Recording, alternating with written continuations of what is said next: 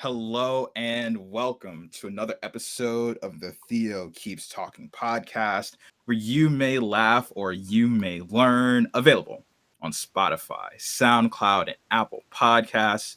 My name is Theo, and the most important question of the day: how are you all doing? Last week, I took some time to address the amount of anti Asian attacks and discrimination occurring not only in America, but across the world. I wanted to be an ally in the best way that I could. So, personally, that episode meant a lot to me. And I hope that that could be, the starting point for a dialogue that some people may not have had yet, or just a good reference point in case you wanted to learn more about the situation. Today's a fun one. I have brought on my second guest, Mr. Shilan Shah. Say hello, good sir. Hey Theo, how's it going, man? Good, good. And we'll be talking about a whole manner of things today, and I'm very much looking forward to it. For the recommendation section today, as far as music goes, in back-to-back weeks, it's Over Here by Party Next Door featuring Drake, Concord by Gregory Porter, Babies and Fools by Freddie Gibbs featuring Conway the Machine, and Last Time by Giveon featuring Snow Allegra. As far as shows go, Attack on Titan is so good. Wifey and I blazed through it. We started like 2 weeks ago, and we're on episode like 62 of a possible 70, I think. And we're gonna fully catch up this weekend, no doubt about it. And Snowfall on Hulu is really good as well. I started that since the new season just started up again, and I wanted to catch up. So far, so good. Now, to introduce our special guest today, he is a charismatic, distance running, volleyball playing, hot take artist, and meme expert, none other than Shilan Shah. Welcome to the show. Wow, Theo, quite the intro. I'll try to live up to the high expectations here. But hello, everyone. My name is Shilan Shah. So I graduated college in 2018 from the College of New Jersey. I was an accounting major, so super fun guy here. And I've been working since, and I'm an auditor, but I also did some financial planning and analysis before that. So, some very corporate type of life, I guess. But yeah, I guess I'll go through my recommendations, Theo. So yeah, I don't have a quite a wide breadth of music as Theo does, but my favorite band is the Gorillaz, and they dropped an album in 2020 called Song Machine. Has a few pretty good songs from it. Désolé would be one of my favorites, and then Valley of the Pagans with Beck is also quite a banger. But otherwise, I listen to almost everything that isn't country, so some EDM. Usually listen to that a lot. Some rap, hip hop when I'm in the mood. Even some like hard rock or dubstep if I'm trying to lift or something. And then recently, I got weirdly into drum and bass, which is super good when you're running or doing something really fast. And then lo-fi when I try to like study or just mellow out or just need some background noise in the car.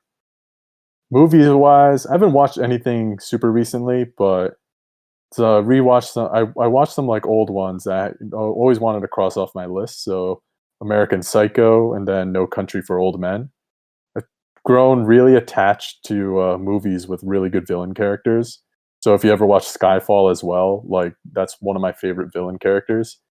And yeah, I guess that just stemmed from watching Thanos f everything up in Marvel. So guess it's a fun character development I like.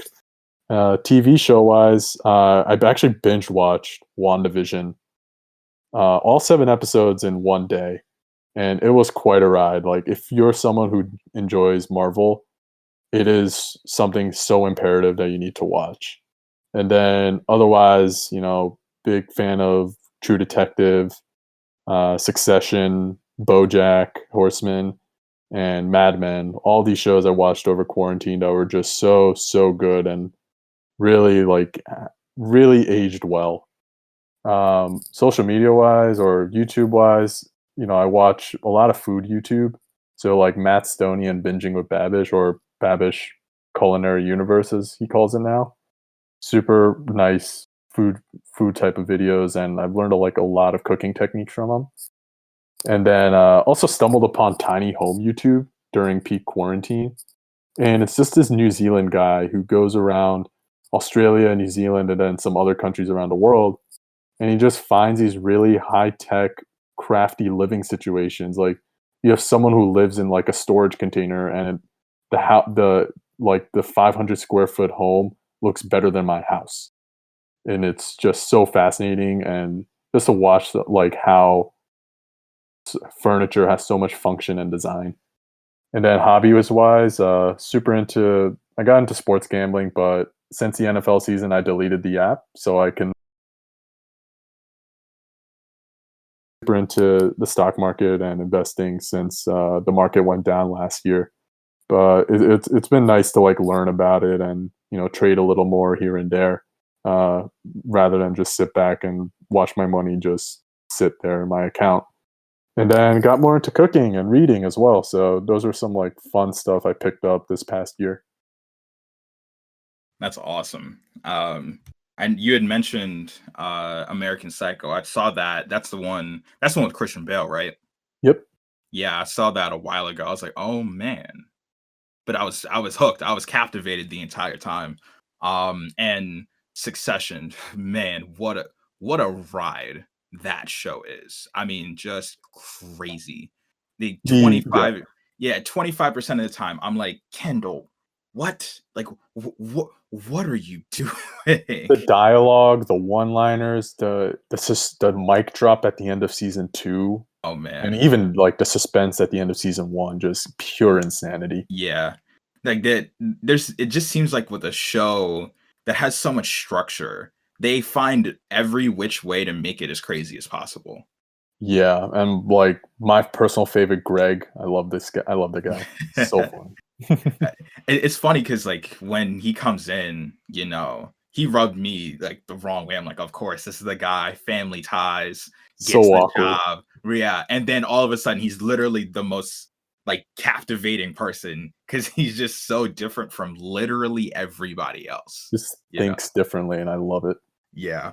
Have you watched Industry? It's also an HBO Max. I don't. I haven't re-downloaded HBO Max since I like canceled it after finishing like Succession and True Detective and everything. Yeah. But I'm thinking about restarting it up soon because I actually want to watch a bunch of Studio Ghibli movies. True. Yeah. So it's definitely going to be something I might get soon once my nights free up a little bit more. Yeah. Yeah, no, Industry was like kind of in that same. I mean, it's definitely not exactly the same, but it's a finance based show. Mhm. And like all the characters are young. They're like fresh college grads and stuff like that. So that is something I would recommend. It's still in like the business yet. Oh my god, these people are crazy. Kind of Yeah, I mean, side. I absorb everything that HBO puts out. Like, I hate having Netflix. I don't use my own Netflix. I share it with someone, and Yeah, then literally, I'm like, I'd rather just watch everything HBO. Just so much better content. yeah, no doubt.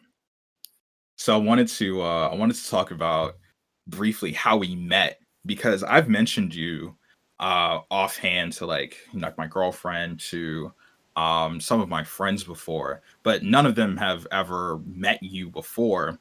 And you and I have developed a solid relationship simply based off of social media.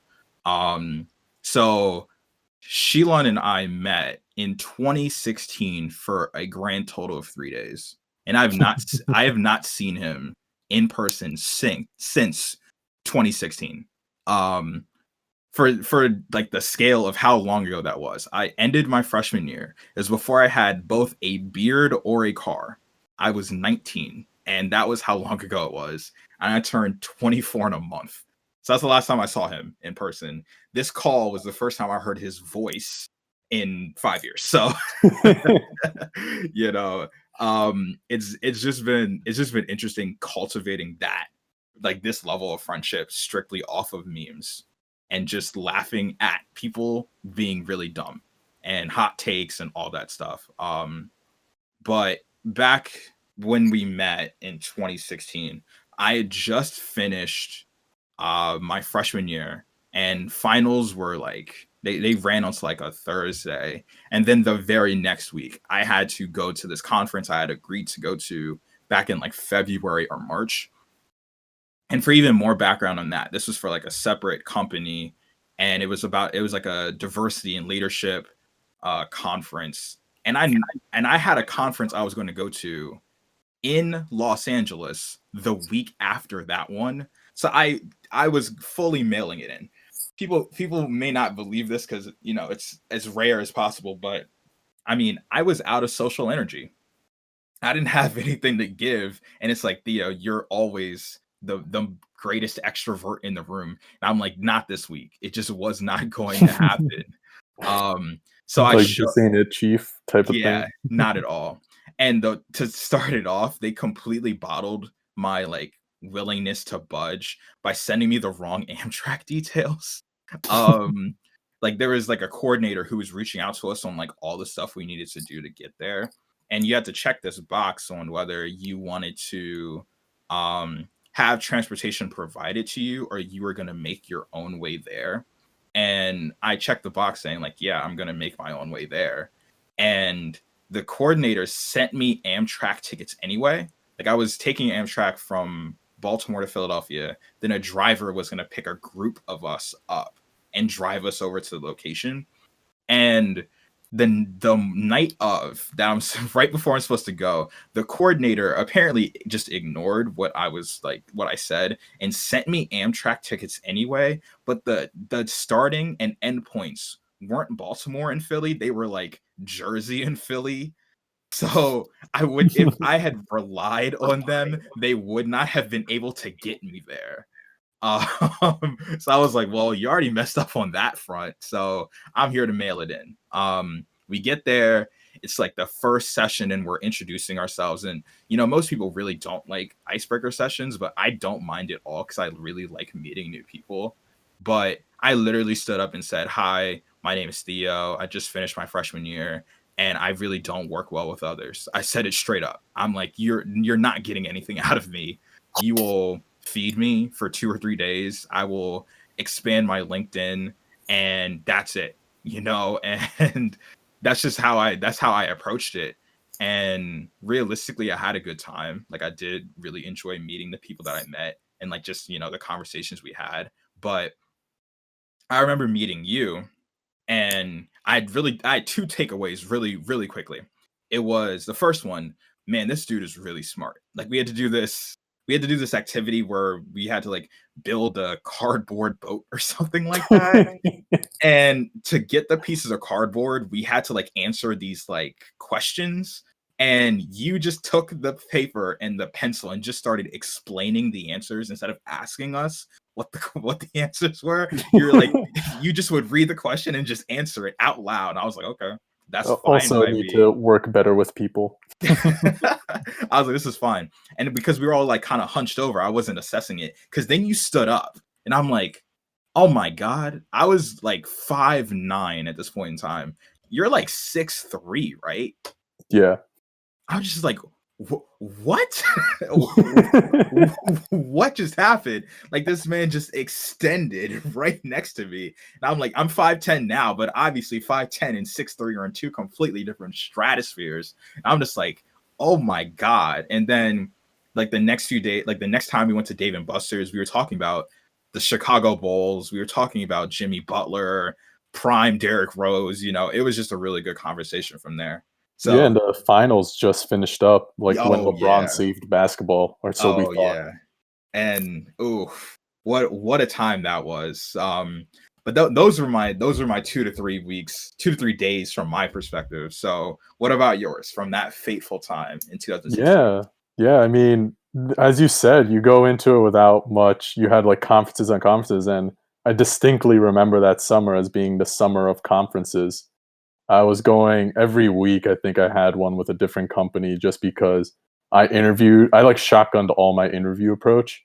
and just apply to everything to see what I could get.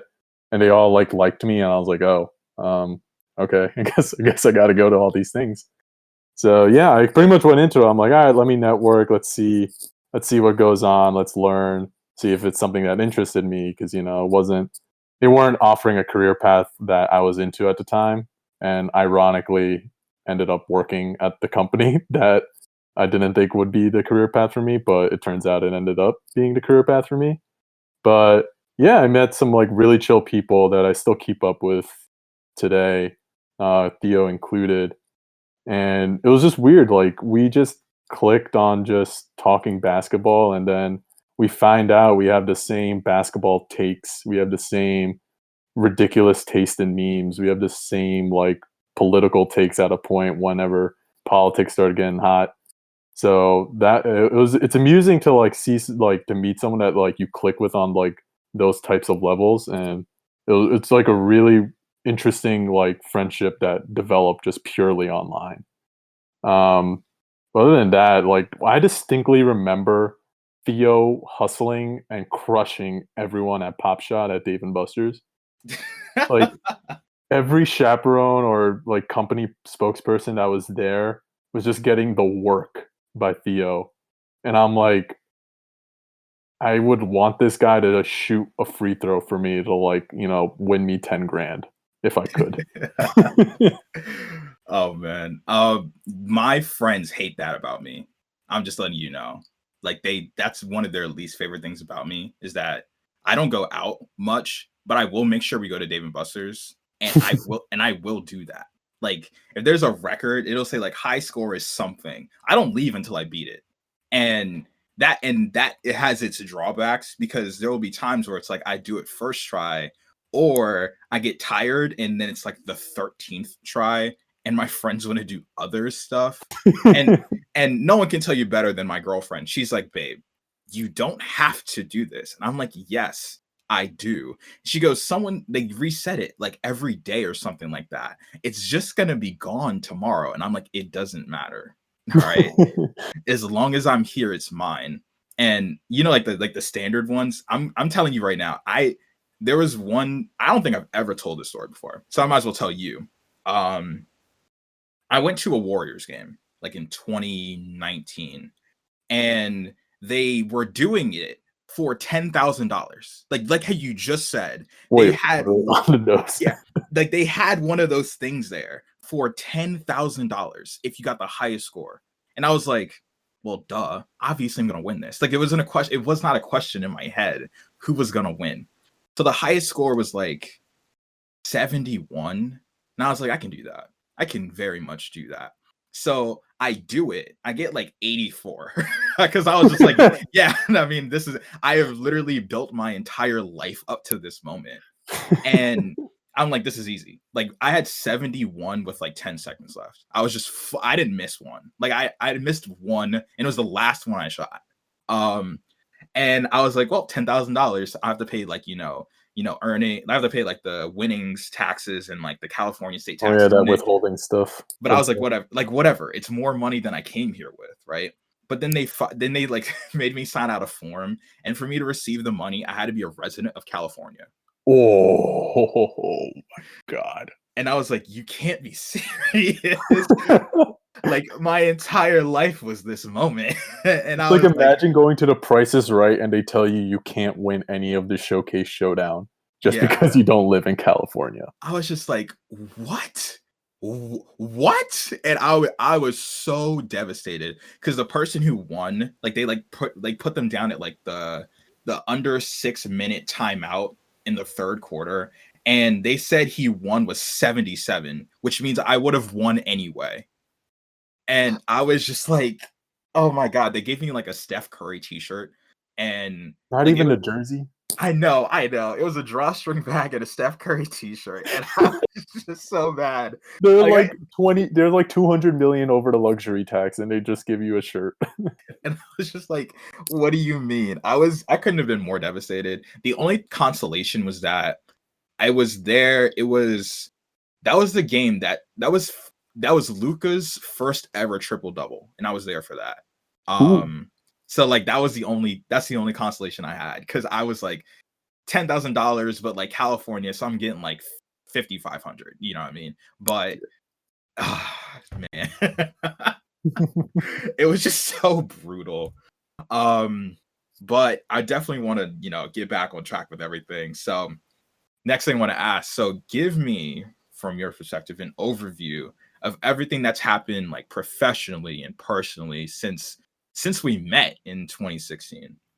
Yeah, I guess I'll try to keep it short. It's 5 years of material, but yeah. So actually, that moment in 2016 was like that summer was kind of like what I felt like began my life because everything before that was like, oh, I got to study abroad. I got to like do my freshman year of college. I got to like grow up a little bit, and then from there, it's just like I started working out a lot that summer.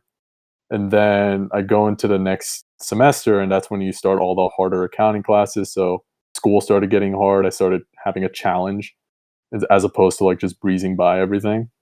I had my first girlfriend, so that was a fun time. That ended up ending towards the end of the year, and then worked my first like big boy job. It went okay. I mean, it was a lot of learning. It was some like really cool stuff I got out of it, but ultimately ended up like choosing to go with the current company I work with, just applying as like a regular full-time person. So that was like really fun just doing the interview process, getting rejections, and then finding out I got the job I really wanted. So that was like some life shift. I vacationed. I got to go around. Graduated college. Really made some like really awesome senior year memories.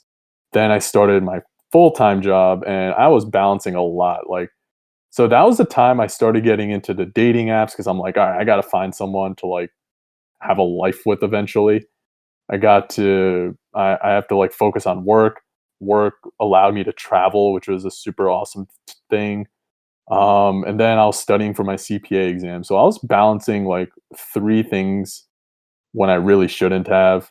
And then I ended up failing the first part of my CPA journey by 2 points. And at that point, I'm like, okay, let's just focus on the important things. So deleted the dating apps, focus on studying, focus on work. Ended up working out. Then 2019 was like a really big year for me. I finished my CPA certification. I ran a half marathon. I moved out of my house. Well, that was in 2020 for the first time. I ran like a Spartan race, and then I met my current girlfriend. Shout out Shruti, you're awesome. I met her towards the end of 2019, which has been like a very positive impact on my life. And then pandemic hit, so you know, I move out of my house at the end of January.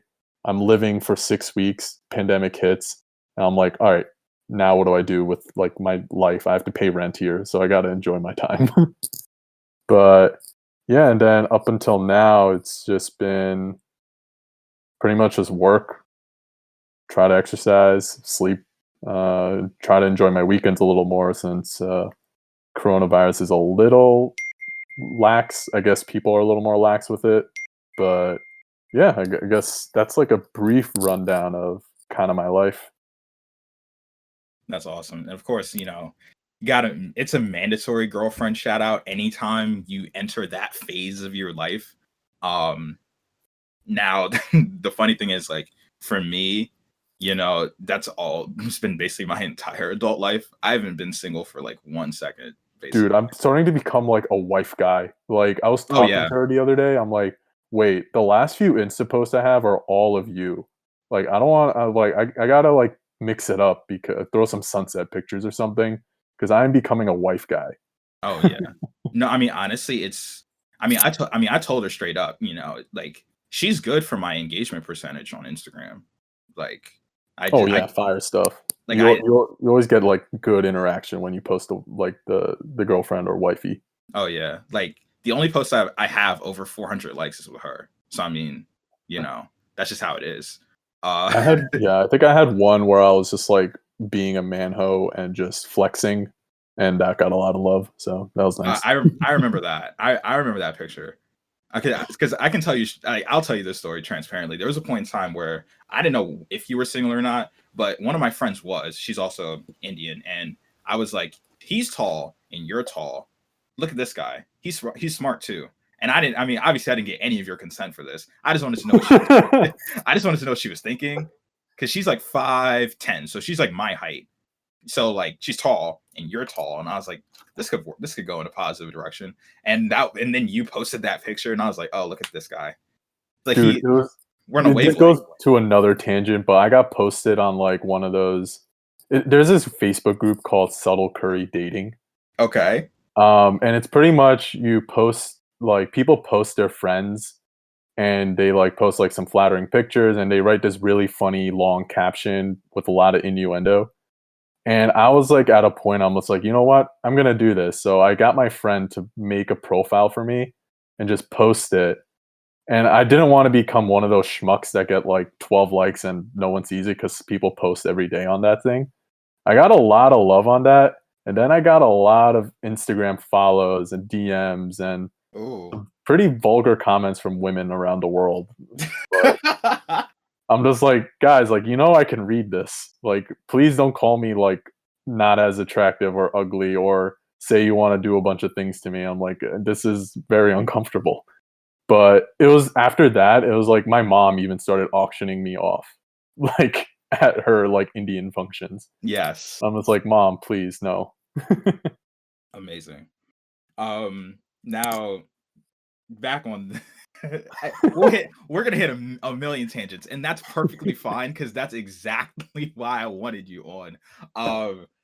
So now, if you've listened to the show before, normally I get into the main topic. Before I get into the main topic, I talk about current events. But since we're both fans of the news that just came out, Shilan and I are going to talk about the current events together. So today, the Pokemon Company announced several new Pokemon titles centered around the Sinnoh region coming to the Nintendo Switch later this year and early next year. We have Diamond and Pearl remakes coming this fall, and an open world Pokemon game, Pokemon Legends Arceus, coming early next year. Shilan, your thoughts? Okay, so I've been like lightly following this Sinnoh remakes rumor and like all the jokes and memes that come out of it. And honestly, like Diamond and Pearl, like I distinctly remember like a few Pokemon memories. Like I remember the first games I always played was like Blue and like Silver and Crystal. And then when I really got more into it, like I got Emerald for like Christmas one year. And then the game I think I played the most was Pokemon Diamond, and that wasn't even when I was like knowing what I was doing. And like I've gotten like one game from like each generation since, and it was like I distinctly remember Pokemon Diamond and then the following Heart Gold, Soul Silver as being like some of the most enjoyable games. And this game, like I'm so excited. Like I don't care that it looks like Link Awakening or something, or the animation is like from Animal Crossing. I don't care. I will play this game. I will enjoy the story again. I will pretend I will get smacked by Cynthia in the Pokemon League again. I do not care. I am enjoying that game. And I actually didn't even see the Pokemon Legends trailer until I think after work today. And I think I'm a little more excited for that game. Not gonna lie.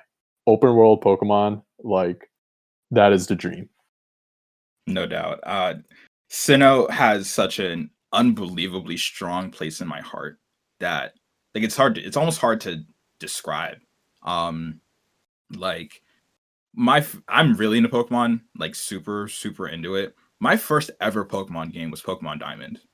Um my parents didn't want me playing it growing up, and eventually I kind of withered them down to I got a DS, like the DS Lite, the white one, and I got Pokemon Diamond, and I'm telling you, like that was just such an out of body experience when I first started playing. I had no idea what I was doing, and that literally did not matter at all. It didn't matter until I got to Cynthia, and then I got absolutely waxed, and I was like, oh god, me and Infernape can't do everything. And the funniest part about that was you don't even have the internet Like this is Yeah. like the pre-internet generation where like you can look up perfect move sets, you can look Right. up the journey. You're kind of just winging it. The thing that scared me the most was I had two experiences that scared me the most in that game. Encountering that Spiritomb that Cynthia had, I'm like, what is this thing weak to? I have Yeah. no idea what the heck happens.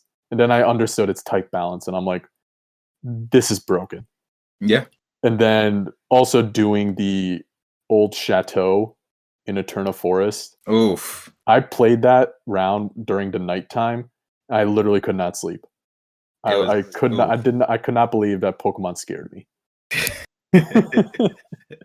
Yeah, it was just such an experience, especially because I think I remember. No, trust me, it's not. And I think I know the commercial promoting the Pokemon games had the. It was like Pokeballs were raining from the sky, and I was like, that sounds really cool. Even though it has nothing to do with the game, it was the commercial that was like, all right, Theo, you're going to play. You will enjoy this. It does not matter. Um, and honestly, like, there's so many positive memories I have with it that, like, especially considering when I started understanding Pokemon as a whole, one of my cousins and I, we went back into Emerald and we completed the entire Pokedex together. Wow. I Like don't even think I've ever done that. all I did a 386, Nuzlocke yeah. the other. I did a Nuzlocke over like the Christmas time, Yeah. and that was like a challenge for myself. I still have yet to do it just because I really like the satisfaction of like beating the absolute snot out of the trainers I'm playing. So like I'll like do like black 2 white 2 and I'll change the difficulty setting and then play again because I really like that idea. Like I'll turn it on hard or whatever it is and then play.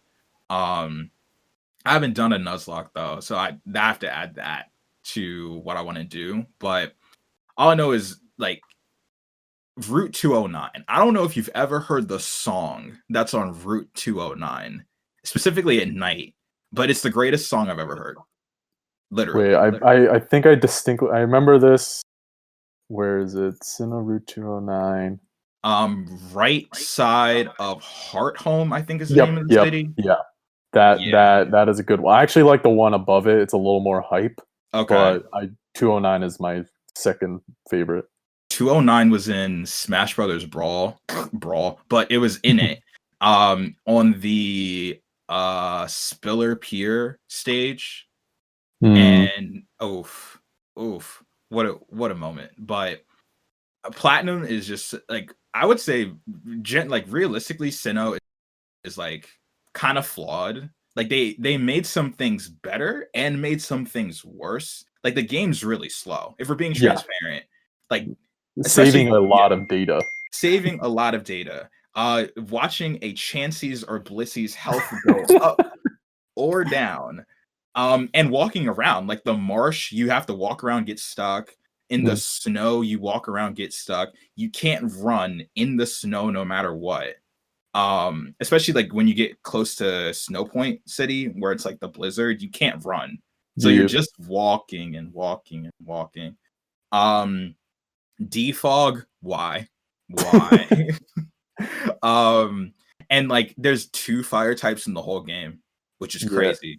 That's Like I actually do like. I mean, I as much as the memories I have with Diamond, like I genuinely think Platinum, since I like can download an emulator on my like laptop, like Platinum was just such a complete version of that game. yes. I think I've played Platinum like 5 times over just to see if I can find new ways to get better at it. But the Platinum team, no matter what happens, Torterra, Staraptor, Houndoom, Garchomp, and I just kind of like freestyle from there. So one year it was I tried to just do it with 3. So it was just Torterra, Staraptor, and Weavile just to see if I could do it, and then I did. And I was like, I gotta go wrong, but whatever they have in this game, I just hope the only thing I hope is that it's faster. Yeah, Like that. Oh, that's the only thing because a Switch game should not have to have the saving a lot of data thing going on. That should yeah. not happen. But I'm just that's hoping it. it's like it. I hope it has some twists. Like how Heart Gold and Soul Silver had like some Oh, twists that like kept the perfect. original intent Yeah, and then added like much like nice customization from the original games. Yeah. I hope like we get that. And then the Arceus game, I don't even know too much of it, but I'm buying both. I don't care. Oh yeah, no way. Like no way I'm going without both because I haven't played that many of the games since I played Sun and Moon and I just didn't feel it. Like I liked the new stuff. Like I liked the fact that there aren't HMs. I thought that was really cool. Um but like I don't know what it was, but just me and like Team Skull I just never felt it, which made me never want They're to rappers, do it bro. They're again. all SoundCloud rappers. All SoundCloud rappers. And then like the fact that the Ultra Beast you can catch more than one of them and there's no drawbacks to not catching them. I was like, oh. So like Yeah. I have to catch 6 of this one quote unquote rare Pokemon. Like, nah. Yeah, I'm not about it. I went through Sword and Shield. I did a few playthroughs on it. It I haven't just even like yeah. I mean I it's hard for me to disparage a Pokemon game. Like I like everyone likes different elements of games, Yeah. but it's just like it was at a point where I was like this is a little too linear. Like I Mhm. like just a little bit more customization with my journey. Yeah. As nerdy as that sounds. Especially because like the funny thing about Black and White is that it's in a circle. Like the Yeah. map is a oval, so you generally just have to go in a line. But it was still really good. Like it like changed the graphics. It might be a perfect game. The story was just impeccable. Oh, another level. Yeah. Like And then a Pokemon story being good. What? yeah, and then even with Sword and Shield, it was like the story was like whatever, but the best part about it was that it's based in England. So all the characters have like a dialogue that would be like Cockney or whatever from London. Like Mm. there's this cop that was just like, "Hello, hello, what's all this then? Fancy a scrap?" And I'm like, "Oh my god."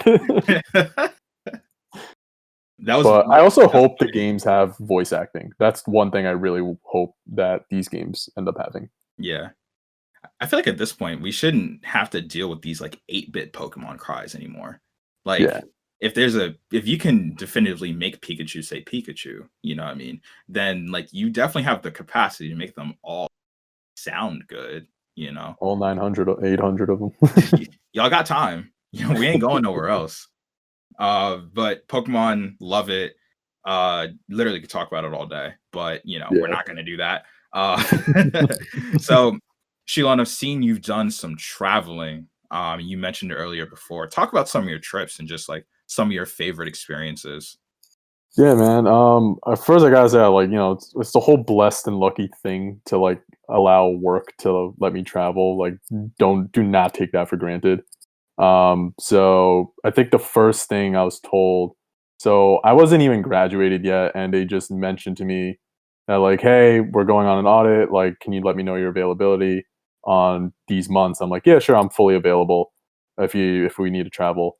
And then they email me during my like graduation week, and they're telling me like, oh, we're going to like Tokyo, Japan for our first audit. I'm just like, wait, what? Like, there's no way this is real. And 3 weeks, and then we did like 2 weeks of training and a week of like prep work, and we ended up flying out to Japan. So I was still like one of my favorite trips. It was like the team was really cool. We ate some really good food. I learned so much just being there. Um, just like not even just like as like a tourist, but like even working, I learned so much and really got up to speed just from that experience, and like really got coached super well. So it was super cool that we also went to like Osaka, Kyoto, like everything was just so much nicer in Japan. Like I'll understand, like I would go back there in like a heartbeat. It was so awesome. But yeah, I got to go all around. I got to go to like Switzerland a few times. I got to go to Turkey, which was really interesting. Got to go to India, which I got to see my family. Went to Brazil. Another really cool trip was Singapore, which was like uh, just like a blast. Like I got to live like I watched Crazy Rich Asians on the flight there, and just to get myself hyped for that experience, even though it was a lot of work. And that's what it always is. It's like you have to work a lot during the weekdays so you can enjoy the weekends that they give, you know, for our time. But sometimes you got to work on weekends. But after Singapore, I took like a little trip to Thailand and traveled alone, which was really interesting. Like that was the cool part of all this is like you learn culture, you eat some of the best food, like, you know, you have your company budget, so you get to eat some really cool food. You become good friends with your coworkers, you get to enjoy the vibe. And also it's just like I've become super into eating by myself. Like I go to a restaurant, I put on my headphones, waiter comes, I order my food, I get my food, I get out. Like I don't have to wait on someone, I don't need to talk to anyone, I get time for myself. And I think one time when I went to Italy and I sat down and just ate at a restaurant. And this was like, I didn't know the vibe of this place when I like looked it up on TripAdvisor, but it seemed like a very lovey-dovey couple type of restaurant. And here was me just sitting by myself. And the waiter, like, I asked for like, I think I got like a glass of wine. And the waiter was just like, "Do you just want the bottle?" And I'm like, "I'm flattered, but no, I gotta like walk back." um, but you know, it's nice. And like, I guess I got like a free tiramisu at the end of it. I'm like, I could still pay for it, but yeah, sure, why not? But it's traveling was some of the, like the coolest thing, and it's upsetting that you can't do it during quarantine. You know, you got to be safe and everything. But I'm really excited to like get back when we can. But you know, tough time for, you know, travel and influencer Instagram, even though they still travel and go out. I'm just like, guys, come on, calm down. There's a pandemic going on, A whole panoramic, a you whole know. panoramic. That's awesome. Like it was hard because like the when I was interning before they started full time, they said, "Hey, you know, you're gonna have a few months to, you know, do what you want to do before you start full time. You might as well take advantage of it." And I was like, "Okay, cool." And I've been in my house every week for 49 consecutive weeks. So I mean, Yeah. hey, you know, I mean, I did a little bit like traveling with my family. Like we would go to like golf courses and stuff like that. But obviously, a golf course has an unbelievably low risk of giving you COVID. Yeah, or Um, you go on a hike or something, like yeah, something just like a day outdoors, just to like right. break the Just to see something else for once. yeah. Like the only vacation I took was I went to Shenandoah, but it Mm, was a hiking trip. Like me and my friend, we got a hotel. We lived by ourselves, and we got a hotel, and we were outside the whole time. It was like the safest type of vacation we could do. We just yeah, drove. Like that's the extent. bro. Yeah, it's wild. The panty, a whole panty outside. Um, so it is very clear that Twitter.com has been the primary conduit for how often we communicate. So, Shilan, tell me, why is Twitter so good from your perspective? And is it your favorite social media app? Yeah, it is my favorite, and it's just like Twitter's the first to everything. Like it's the first to put a meme, a funny tweet, news breaks, and you everything funny you see on Instagram is just a read. It's just a post of someone of what someone tweeted, so it's not even original. So that's why Twitter is just so much better. Like, and it's like you can't even brag about your personal accomplishments. Like you could see people flex on Instagram, Facebook, LinkedIn, but like Twitter, it's just like you shit post, you get your news, you get out. So it's like you can't even like create a weird facade. And like also like really shows someone's brand a little more than the other apps. Like you see what people retweet, you see what they favorite, you customize your level of participation and interaction. Like you even learn some stuff from certain tweets.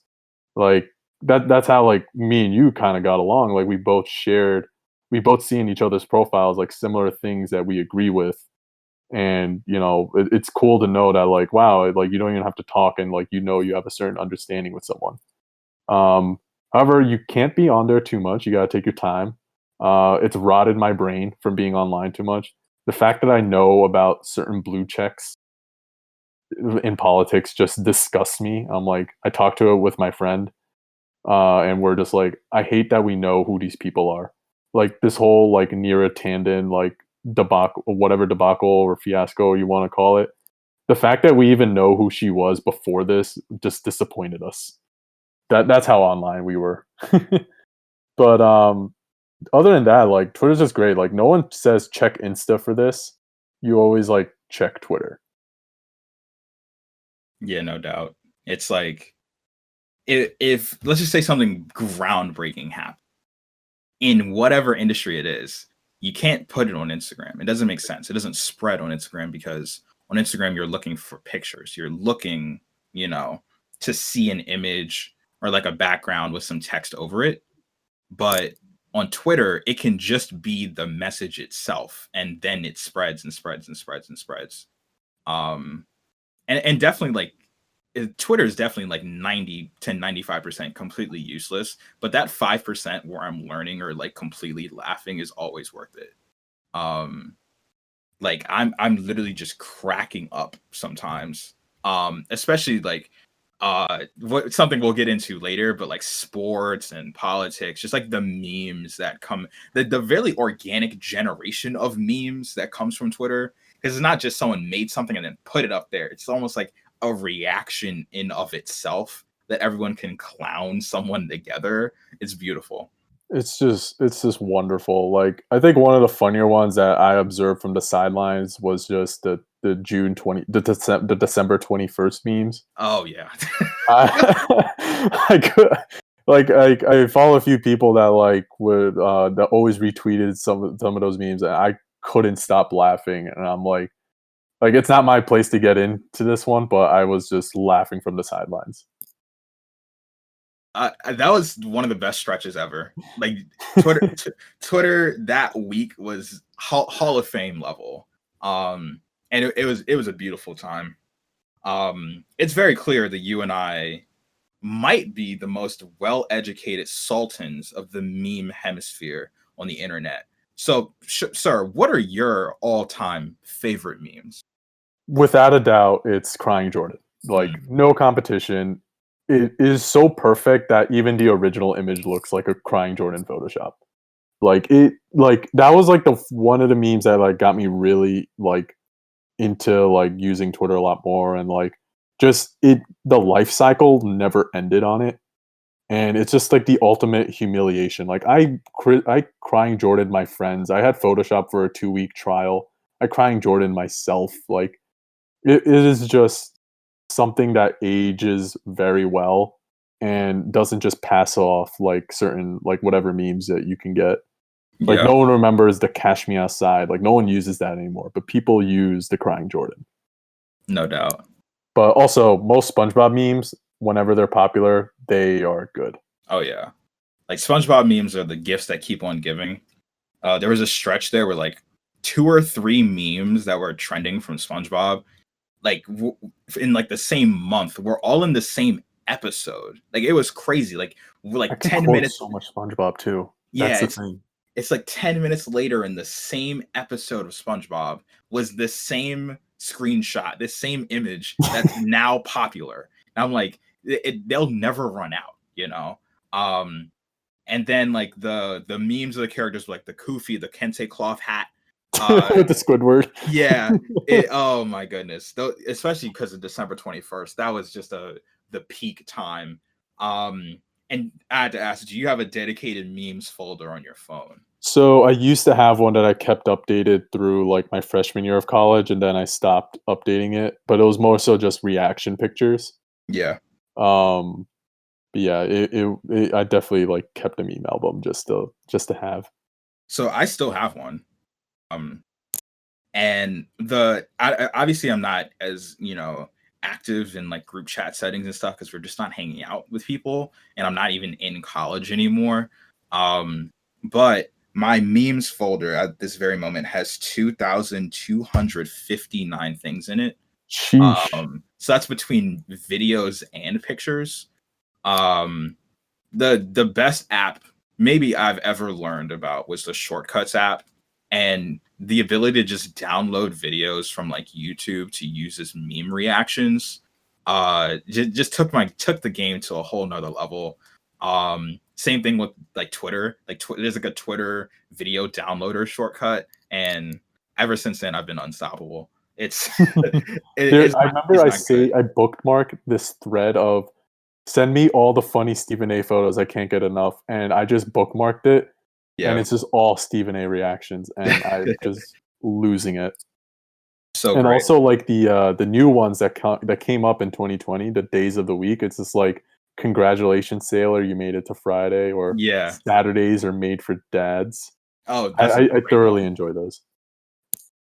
I really like the "Are ya winning, sons?" Like those are those are really wholesome. Because I'm like, I obviously not. We have none of us can claim a victory in the last almost year. So Sheila, you're very clearly an athletic guy. So talk about what you told me. You played volleyball in college and all those damn marathons or whatever, because that lifestyle just isn't for me. Yeah, I mean, I played volleyball since the freshman year of high school. So I got cut from the basketball team after doing it in middle school. I tried out and got cut. So I'm like, all right, I got to do something else. So in the spring, I tried out for volleyball. Kind of worked out since I had an early growth spurt. So I was like a 6 foot tall freshman. Oh my So god. that helped. But it's a sport that always kind of clicked with me. You never had to be overly like powerful, at least at the high school level. You could always like develop skills and really work on technique. And like we had like a really good team and coach like for our state. Like we were always consistently ranked like top 5. So it was also nice being in a winning situation.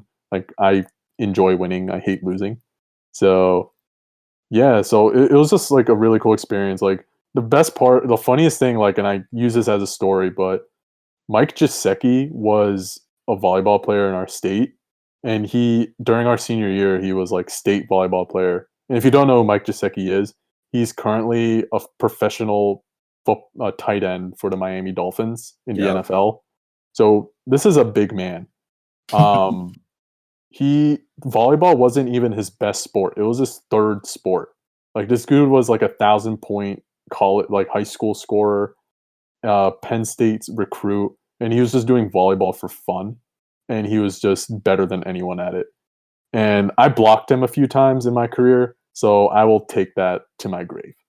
And then yeah, I just continued it in college. Like the college team was like really chill. It was club 2 nights a week, super manageable. And also like when I was playing there, the competition level is just so much higher. So I had to like start lifting more and just start keeping up and try to be a little better on my end.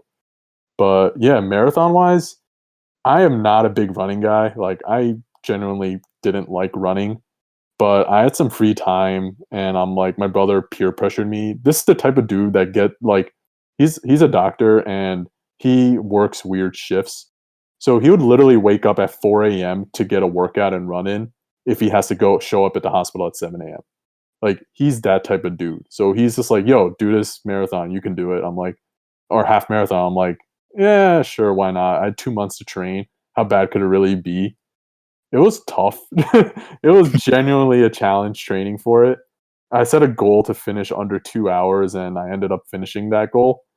But man, it was so much fun studying, like training for it, eating healthy, getting really fit.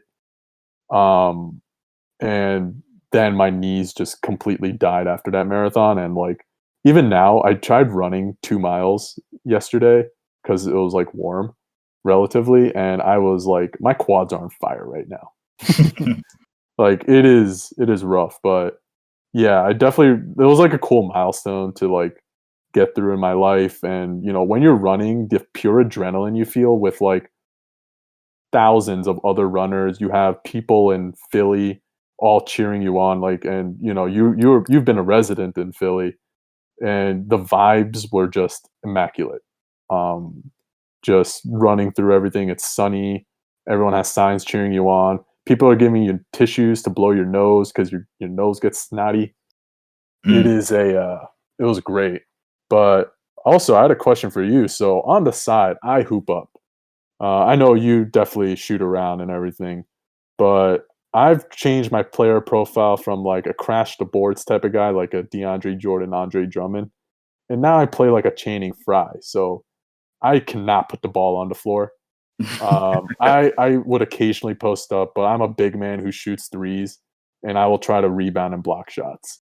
But what Mm. about you, Theo? What is your player profile? Um, so it was hard because when I was younger, I was actually like decently athletic. Um, like when I was a high school senior in high school, I could dunk, and I was 5'8". So Wow. like it was just something like it was really natural. Like I don't know how it happened, but one day I just did the math. I was like, okay, I'm 5'8". I'm playing soccer all the time. I'm running all the time. My body fat percentage is like absurdly low, but I'm still bigger than everybody else. Like I was like, okay, your standing reach is 7 feet, which means if you needed to touch the rim, you need to jump at least 36 inches in the air. And then I could, and I realized I could. So I was like, okay, your at least your max vert is 36 inches. But how can you dunk? Like how long would it take? And eventually, like it was like start with a tennis ball, then go to the volleyball, then go to a women's ball, then go to a men's ball. So like I basically got my max vert to be like 42 or 43 inches at some point in time. But Sheesh. to say that that was worth it is completely false because my knees are absolutely terrible. Dude, Um, my max at a point was like 31 during like my peak volleyball in high school, and damn, 40 is just insanity. I mean, it was wild. Like like I don't. I mean, just thinking about it, I'm like, I don't know how that happened, but it just kind of did. And then I started playing golf. Like I was playing soccer. Then I never made a basketball team in high school, never that.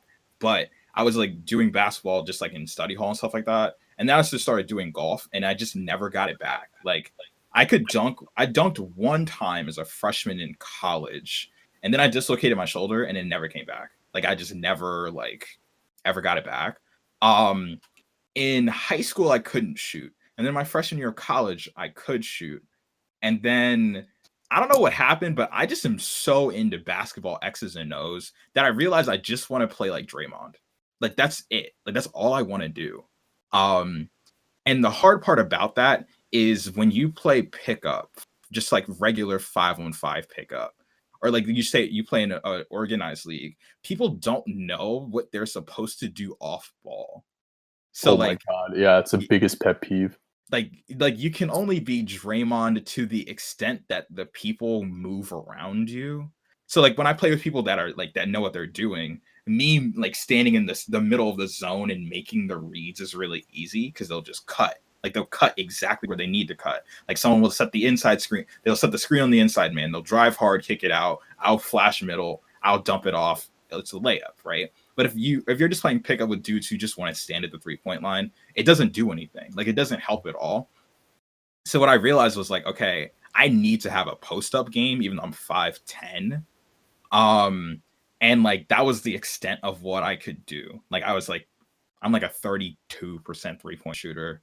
I like make an average amount of layups. So I need to literally just post people up as much as humanly possible. Switch like I'm switch hunting and pickup just so I could get someone who's not like 6 feet taller on me, and that's just kind of how I operated, you know.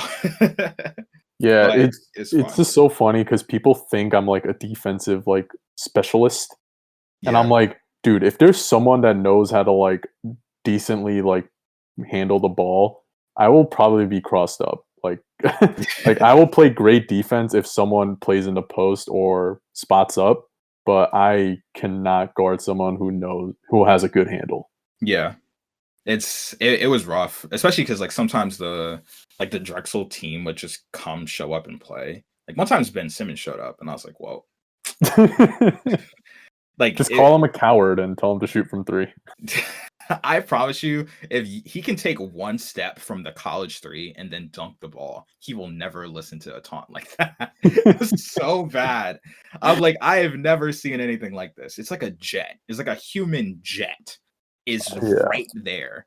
It's like, oh no. It was a really traumatic time. But that's when I was like, well, you do taxes. It's okay. It's okay. But yeah, Draymond profile, but only maximally efficient when I play with people who cut. And I'm telling you, people do not have the average wherewithal to know when to cut. Like that, like I'll call for a screen just so I can hit them on the roll, and they'll fade every single time. I'm like, roll, just roll. just roll. And then I have to be the one who rolls, but I'm only 5'10". So it's not like the most efficient roll in the world. So I'm just on the short roll trying to find somebody to pass to. So the only thing I can do is float it. You know what I'm saying? Because there's always a 6'2" dude down there. My pet peeve is always that people don't know how to use a bounce pass. I'm Oh like, yeah. you can't chest pass it in the lane. You got to bounce pass it on the slip screen. Like, hit me in the pocket. Like, come on. Yeah. Especially because you're so tall. Like Yeah, you're probably on average taller than everyone you play with, even in a pickup situation.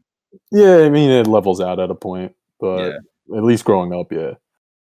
true. So one of the things I definitely wanted to get into that I think is like, I wouldn't say it's the most important thing, but it's the biggest question I've had since we met. So when we met, I was very, very, very sure that you pronounce your name Shilan. So for those who don't know, your name is spelled Shilan, and you pronounce your name in public Shilan, and now you go by Shilan. Um, and I just wanted to know, can you talk about that change? I would just love to learn about it. Yeah, so so I've gone by Shalon my whole life essentially. Like it was my quote unquote like white name, and then I had my Indian pronunciation, which is Shilan. And the two worlds never really connect, like met up with each other. So whenever I like went from elementary school to middle school, there were always people that followed me and called me Shalon. And then high school to middle school, high school to college, like there was always someone that called me Shalon, and everyone just ended up calling me Shalon just because that's the easiest way to pronounce the name. And then when I went to start working, and I'm just like, wait, no one from my past is really here. I can introduce myself the proper way because it's professionalism and like honestly, how hard is it to learn how to pronounce someone's name? Like it takes 10 seconds of effort. So yeah, so I started being a little more affirmative within just started introducing myself as Shilan, and it's kind of stuck with it. But I've also been in meetings where the pronunciation of my name changed 4 times Oh, during the said meeting, and I'm like, all right guys, come on. But yeah, it's just like I just realized like it's just really easy to tell people how to pronounce your name, and if they actually care, they'll take the 10 seconds to pronounce it. So it was definitely like a super like fulfilling thing I needed to do, and it was like partially inspired by Hassan Minaj. I probably ironically butchered the pronunciation of the name, but he like did a whole like comedy bit at TCNJ during my senior year, and he one of his bits was like getting the proper pronunciation, like, oh, if we could pronounce Timothy Chalamet, you could pronounce Hassan Minaj. And I'm mhm. like, that actually like struck a nerve with me. I'm like, I that makes so much sense. Like, we can always pronounce all these other names. Why can't we pronounce like non Anglo-Saxon names? I guess would be the weird term for it, but I think it was definitely like a thing I wanted to do going forward. Like I went through 20 years of my life having it pronounced Shalon. I didn't want to go the next like 50, 60 years as Shilon. Hmm. That's awesome. Yeah, I think I watched that. Like, I think Hassan had mentioned it either on like Patriot Act, or like I saw a YouTube video about it, and it was funny. Like the Drexel and Penn area has a lot of like a strong Indian population, and he was giving, I don't know if it was a presentation or a TED talk at Penn one day my freshman year, but like I just remember like a lot of the Indian people I knew were like, "Oh my God, Hassan Minhaj is at Penn's campus," and I'm like, "Who's that? Like, who is that?" Right? And then like to see it all come full circle to like have an impact on you, and I was like, "Oh, that's really cool," you know? Yeah, man.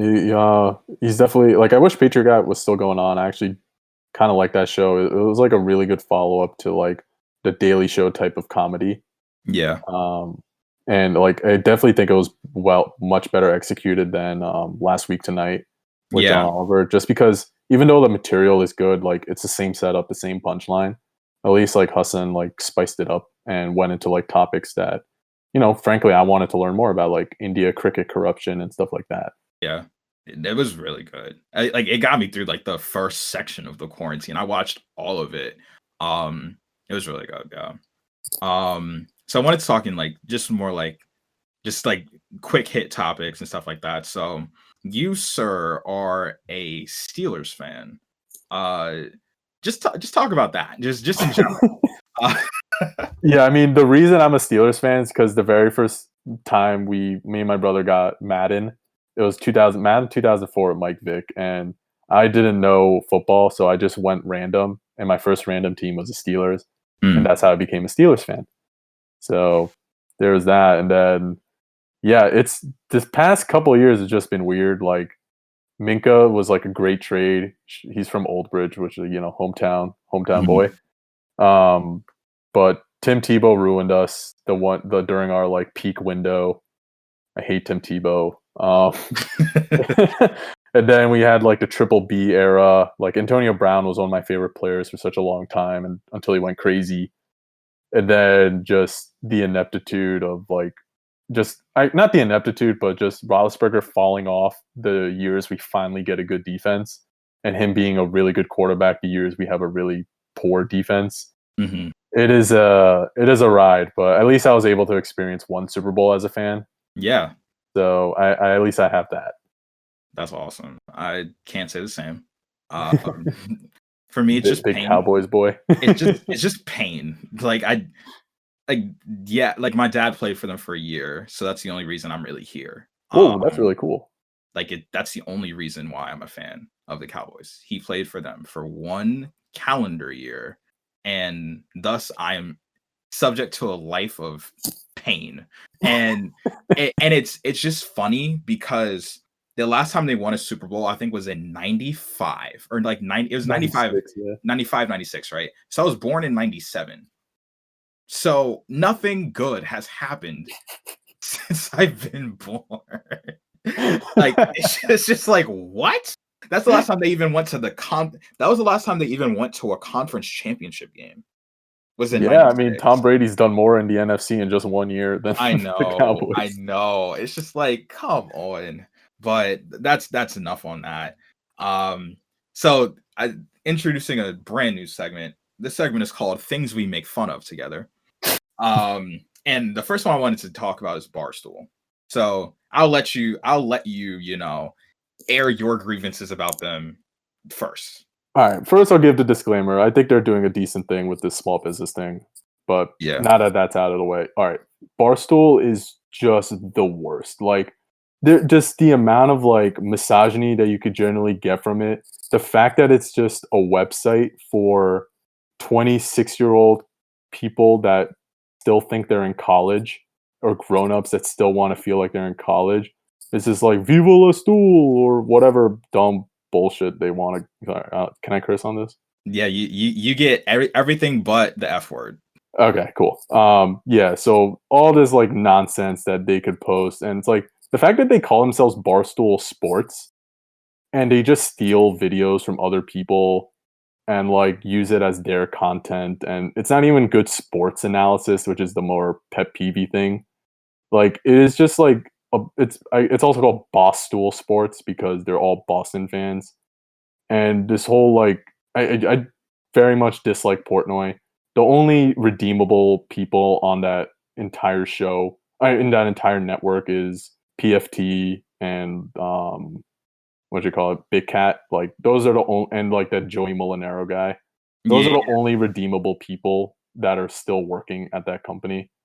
It is just such. It is just a cesspool of just like it just screams I'm fiscally conservative but socially liberal. Like yeah, annoyance. yeah.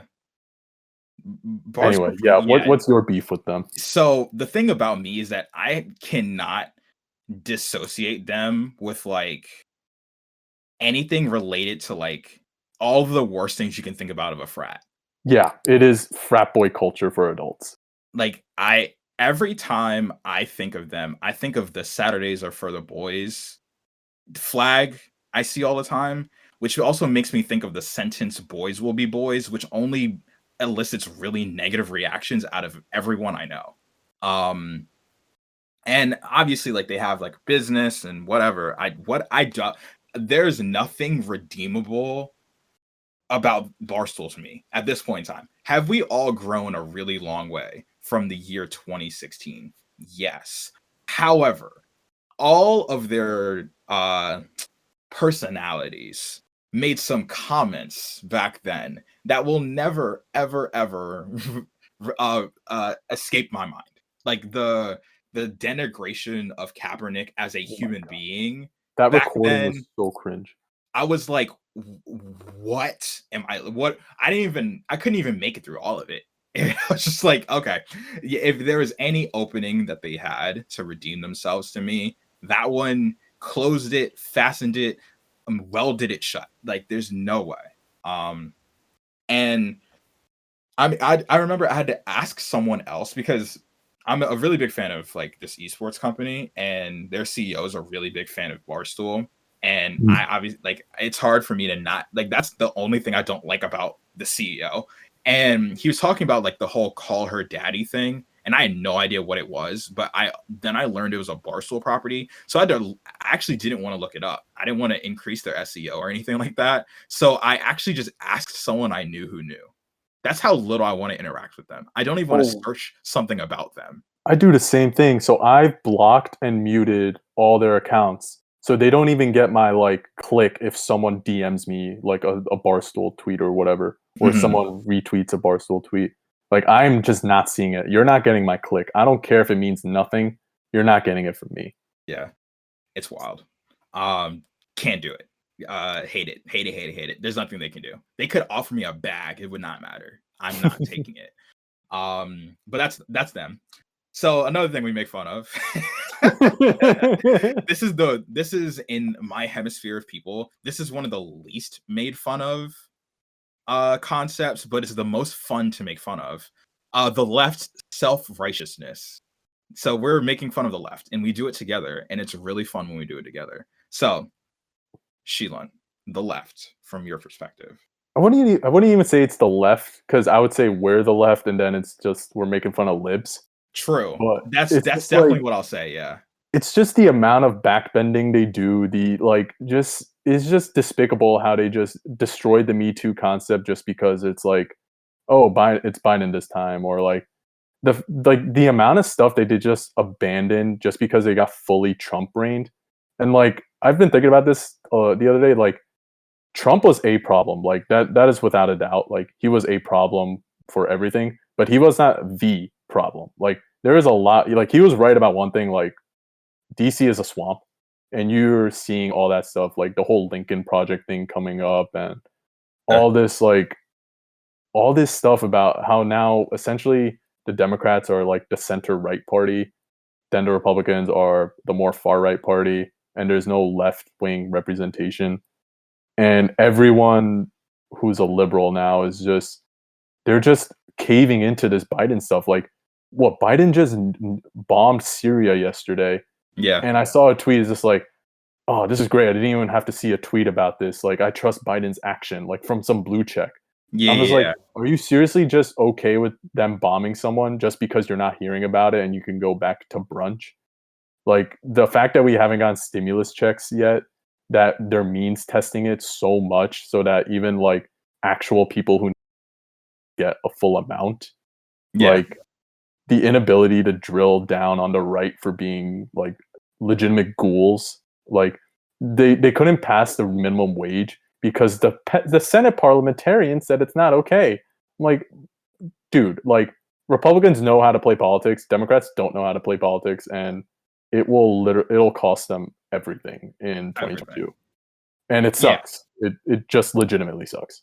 It's funny because it's like you saw how for like the final what felt like 6 years of like Obama's terms that he couldn't do really anything. Like he was like, Nothing. I want to introduce something, and all because there wasn't a definitive like overwhelming majority, he couldn't do anything he wanted to do, right? And then in the you could say prime, I guess you could say prime years of DJT, he's like, I want something. It'll happen tomorrow. Like it doesn't even matter. It's like world out, I'm saying yes, it does not matter, right? Like, Because yeah. I can say yes, right? And now we're 2 months in, 2 months in of a proposed like 21 months of unfettered access to say whatever you want goes. Because we know by 2022, it won't be like this, right? If Nancy Pelosi's in charge of trying to get people reelected, that's an L. She's Jeff Fisher. It's That's actually pretty perfect. like that's literally who she is to me. She's Jeff Fisher, right? And we're month 2 in. No amount of delaying stimulus checks makes them more redeemable to the people who still have monthly expenses. There's nothing you can do other than give it to them now. That's it. Just pass it, right? But I don't want to step on anyone's toes. What do you mean? What? That there was an entire building whose toes did not get stepped on. It was ransacked, and you don't want. Anyway, anyway, we could go on, but yeah. it is just so much of that they just fail to do, and it is just ultimately disappointing and frustrating that we're not going to get healthcare, like we're like healthcare for all, like, and it is just like it just hurts, like, you know what I mean, like they just want poor people to stay poor. Oh like, yeah. I think one of the things that the Biden press secretary mentioned is just like, oh, what's like Biden doing for the small businesses like facing COVID, like failure and everything. And they're like, well, the person who's in charge of the SBA is a woman now. And I'm just like, what does that do? Like, like what? Just like that's the whole thing. Like now they're just, and that's like another tangent, but like, not weaponizing identity politics for that reason. It's just like, just because someone's like a woman or a diverse person doesn't mean it's automatically good. Like the Secretary of War, right? A Secretary of War is a former Raytheon like exec, or Defense Secretary is a former Raytheon exec. Like that's not cool. Like No. they're giving so many, and Raytheon's a weapons dealer. Like, come on. Or defense contractor, but quote unquote weapons dealer. Of course, the Tony Starks. Yes. Yeah. But yeah, that the lives.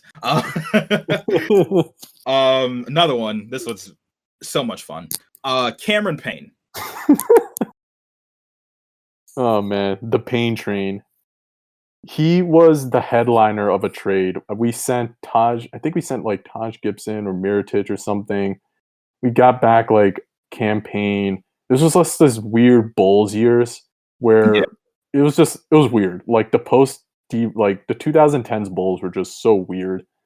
And Cameron Payne experience was something else. Like I think this dude has played more games in the G League than the NBA. Like he was in the summer league during his 5th season in the league. Oh I'm yeah, like, bro, grow up and get a job. He looks like Sid the Sloth from Ice Age. The only reason he's famous is because he danced with Russell Westbrook. yes. And more insult on injury, he's actually a good rotation player on the Phoenix Suns now.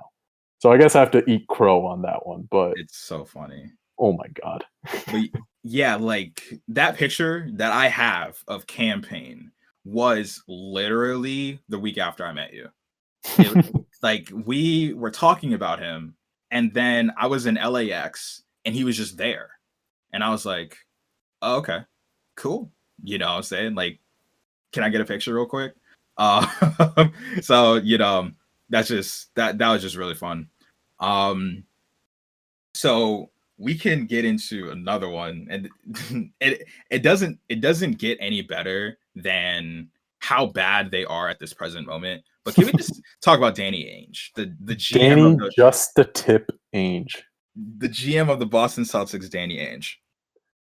He's just ultimately just like he's like, oh yeah, we were almost gonna get in that trade. Yeah, we were almost gonna do that. Our name was in there, and then just failing to pull the trigger on anyone because he doesn't want to give up the 17th overall pick in the draft because of the precious assets.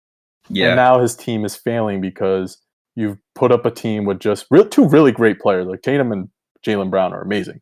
Yeah. But just you can't package those assets, and now you have all these borderline rotation players from all these assets, and now your team's going to fail. And Brad Stevens is might be on the chopping block soon because you can't waste Tatum and Brown. And Danny Ainge just sucks. And did you see that? There was like some article from someone in Boston that wrote like Danny Ainge was just like, yeah, we had our name in the bag for a lot of these trades.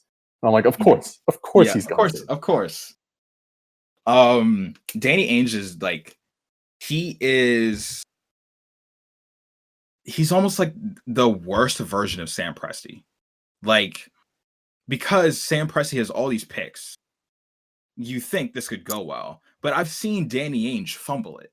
You know, like Brooklyn gave up everything in the world for Paul Pierce, KG, and whoever else they got, right? Jason Terry. And and the Jet, you know, the man in one of the top 10 posters ever. He's in the bottom of the picture. And you were thinking like, man, the Celtics with all these assets, look at the time, and then like bam, LeBron. Like it's just like I have never seen a more thorough destruction of an actually good basketball team than the 2017 like Eastern Conference Finals. Like the Celtics looked like they weren't even playing like basketball. It was one of the most absurd things I've ever seen. And then Kyrie leaves. He gets hurt, unfortunately. And Gordon Hayward, I mean, that was one of the craziest moments I've ever seen. Gordon Hayward breaks his leg on the first quarter of his Yeah. tenure with the Celtics. So obviously, like, there's some things that, you know, you could have avoided because I do believe a healthy Kyrie and a healthy Gordon Hayward would have won the 2018 East. But just to see LeBron, like, with no actual assistance, thoroughly dominated. Like, That was Scary that was like Terry. that was a level of LeBron that I was like, I hope I get to see this again in my life. It was amazing. Like, just pure offense LeBron. And now here we are. They hoped that the Kemba, Gordon Hayward, and the two J's would work. And Kemba's not that good anymore, It's funny because unfortunately. Rozier's contract, which I laughed at when he signed it, is now looking like a bargain. Oh yeah, like he's balling out, and um, Kemba's just, you know, it was weird because you're thinking like, yeah, a 6'1" guard can obviously shoot threes because he's 6'1", he's a guard. What else is he supposed to do? That's still not the case. It's like, oh, like they can't space the floor with him. The X and O's that I saw out of that Toronto series to basically ice out Tatum and Brown was really good, and like let Kemba shoot. And then in the bubble, Miami. Oh man, that Yeah. was a masterclass performance. So Danny Ainge, just the tip Ainge, and now your team's in like ninth place. Like, You're behind I think you're tied with the New York Knicks. You're behind the beloved Chicago Bulls. oof, Just an absolute failure. yes. So wanted to run down these last few things. So all things NBA. I'll just like tackle this one really quick. LaMelo. Um, wow. You were in on it, man. You were the one person that was balls to the wall on him. Like you were about it. And I just love him so much. Because the concern I had coming in at three really big ones. It was finishing around the rim, shooting from distance, and the turnovers, right? Now his assist to turnover ratio is better than LeBron's. He's shooting like 39% from three on like 5 attempts a game, which is fine. Like no, on 6.5, I think, a game. And he's shooting fine around the rim, which means he just has to get in the weight room and learn how to land, right? That's fine for a 19-year-old. You know what I mean? Really, I Yeah, you never could had take any that to the bank. questions. Never had any questions on like his ball handling, which is really good. His like ability to make passes, which has never been like an issue for him. And he's just playing so well. And I love it. He's some man. You were right on him. That good thing you bought all that stock. All of it. And then talk for you, your loyalty to the Bulls. Yeah, man. Been a Bulls fan since I guess D Rose got drafted. The Ben Gordon series against Boston in '09 was some of the craziest basketball that like really made me love the sport more.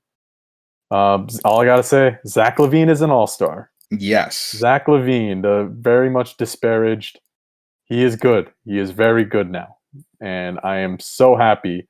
But now, and I'm just even happier that we might be in the playoff race for after 4 years of just degradation.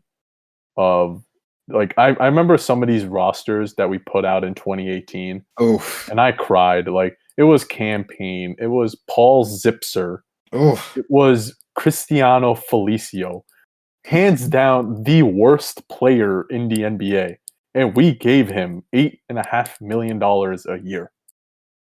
Oof. The Brazilian gummy bear. He literally looks like a Teddy Graham. Amazing. And he got paid so much money. And I'm just telling all my Nets friends, I was like, you guys need a center. I have one very lightly used Felicio that you could take for free. Yeah. But Zach Yeah. LaVine's an all-star, and I'm Hey. very happy about Bulls basketball this year. Nice. We gotta talk about Pandemic P. Paul George. Oof. Oh my. So for those who don't know, in a 2018, 18 was it 18 playoff series, OKC was playing Utah, and he had a really good first game. I think it was Utah. Anyway, first Yeah, it round was Utah. OKC. 2018, he goes for like 30 something and they win, right?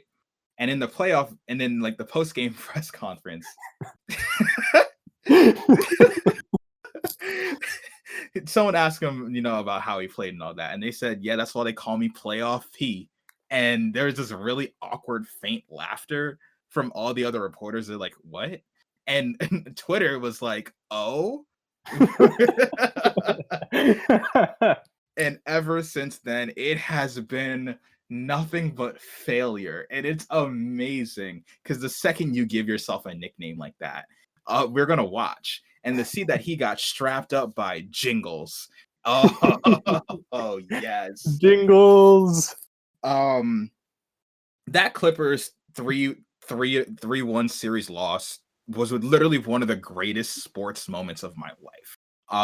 Like it has to be like top 3. Like I met you 2 days after the Warriors Cavs 3-1, and then this one, I was just so happy. And the funniest thing was that we were deprived of shaming Houston losing to OKC and Lou Dort. But we got something, Torture. the torture chamber. But we got something I could have never dreamed of, and we were on the PG hate train just really early on. And I had to just like affirm my feelings in person. So my roommate and I went to a Sixers Clippers game right before the pandemic started, and Paul George went 3 of 15 for 11 points. And I was just so happy. I was like, yes. Was that the game where he was like, "Help, help, damn it," when he was defending Shake Milton? Yes. That was that game. And I was just like, man, this is amazing. Also, that same night I was in Dr. J's suite, which was really cool. Ooh. But realistically, I was there to watch the Paul George agenda continue to be true. Oh man, yeah. My hate with Paul George, it was always like a rumbling in NBA Twitter whenever like someone starts looking good. It's like, ooh, can with the eyes emojis, like, ooh, can this person be a dark horse MVP candidate? And every year when Paul George decides to put together 5 straight games of scoring 20 points a game or something, and the Pacers go on like a little winning streak, it was always Paul George's name, dark horse MVP candidate. I didn't make much news or noise out of it. But the minute he called himself Playoff P and got clamped, and then the media reaction was, "Oh, Paul George, like his shoulders were hurt, man. He got ice taped up on his shoulders." And I'm like, dude was bricking everything, and you're just blaming it on injury. Like at a point, he's just bad. And the same story happened the next year with Dame Time, Yeah. and he got clamped, and people are saying like, "Oh, Paul George is injured," and this was his third place MVP year. And I'm like, well, he was a third place MVP, so I wouldn't want to use this injury excuse. And at a point, like, if you're always injured, that's just you as a player, and you Right. should be ranked lower. No doubt. Made a documentary of his decision for OKC or whatever, Yeah. and it was a 3-part documentary that pretty much said, "Yeah, I'm staying in OKC." I'm like, I hate you so much. And the fact that he's paid like an A-list player and is always just a B. Like I'm fine with saying Paul George is an all-star level player, and that's it. Nothing Yes. more. He's not an all Nothing. NBA player. He is just an No. all-star level player. Indeed.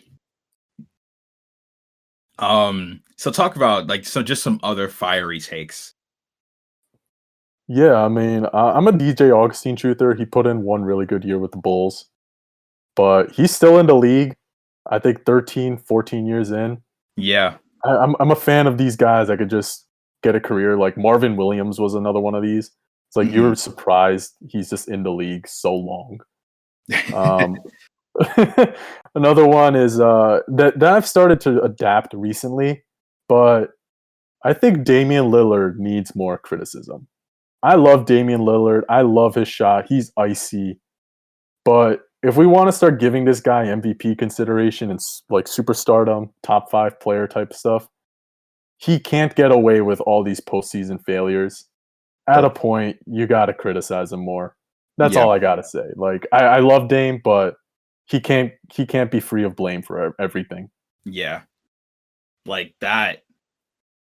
I mean, nothing could be more transparent than like the rise in the uh maybe Dame could do what Steph could do. Then when the 2019 Western Conference Finals happened and there wasn't a KD and the Warriors still beat the brakes off of Portland. I mean, like I was like, oh yeah, Dame's not Steph, not even close to Steph, and he shoots it from pretty far away, and Yeah. he ended a franchise. He sent one franchise straight into rebuild mode with like a 40-footer at the buzzer. That's completely true. He got And Dwight then Howard don't out even of forget the Rockets Houston. shot Yeah, too. he got Dwight Howard out of Houston with a game-winning 3. Those things can all be true, but I will say this: there is a guy who hit a lot of game winners before, and his name's Ray Allen. Ray Allen's not, up there. He was a very good player, but was he like top 5? No. Maybe in like '06. I don't even know like his best years. Like, But he was always like an all NBA caliber. yeah, and that's fine. Like, there's nothing wrong with being that, But to say that we got to give him more respect. He should be an MVP. He got to win. He got the moments, but when it's not a close game, when his team doesn't keep him in it or he keeps himself in it, it's dark times. Yeah, But yeah, and like I always disclaim like I love Dame, but like we can't give him the love he wants without giving him the criticism he deserves. true, no doubt about it.